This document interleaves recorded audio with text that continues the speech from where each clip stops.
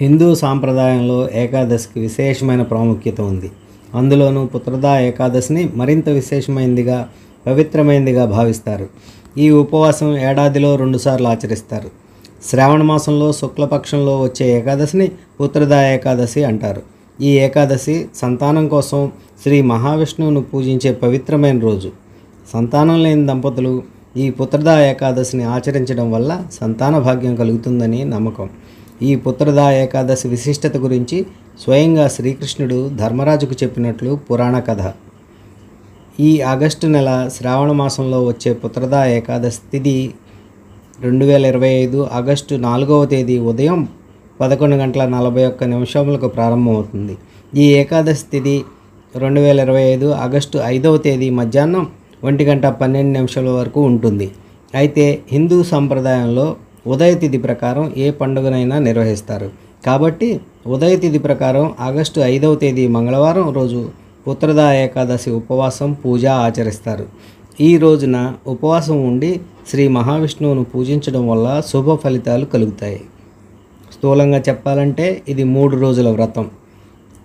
2025 August 4 దశమి తిథి.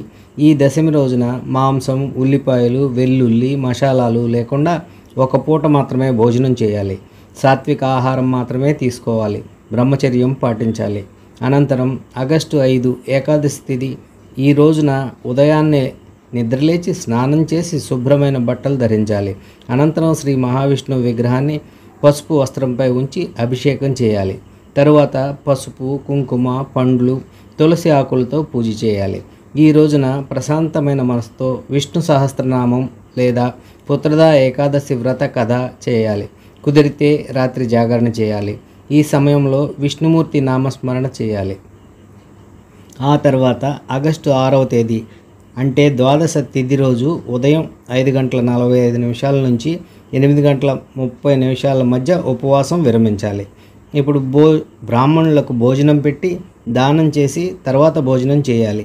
ఇలా భక్తి శ్రద్ధలతో ఏకాదశి వ్రతం ఆచరించడం వల్ల శ్రీ మహావిష్ణువు అనుగ్రహం లభిస్తుంది. పుత్రానందం పొందడానికి ఈ పుత్రదా ఏకాదశి ఉపవాసం ఎంతగానో ఉపయోగపడుతుంది. అంతేకాకుండా ఈ ఉపవాసం పాటించడం ద్వారా కోరికలు నెరవేరుతాయి, మోక్షం కూడా లభిస్తుందని భక్తుల విశ్వాసం. ఈ కథనంలో తెలియజేసిన సమాచారం కేవలం అవగాహన కోసం మాత్రమే. కొన్ని శాస్త్రాల్లో కొందరు నిపుణులు పేర్కొన్న అంశాల ఆధారంగా తెలియజేశాము. వీటికి శాస్త్రీయ ఆధారాలు ఉండకపోవచ్చు. వీటిని ఎంతవరకు విశ్వసించాలనేది మీ వ్యక్తిగత విషయం. వీటిని అదో ఆర్ట్ గురువు ధృవీకరించడం లేదు.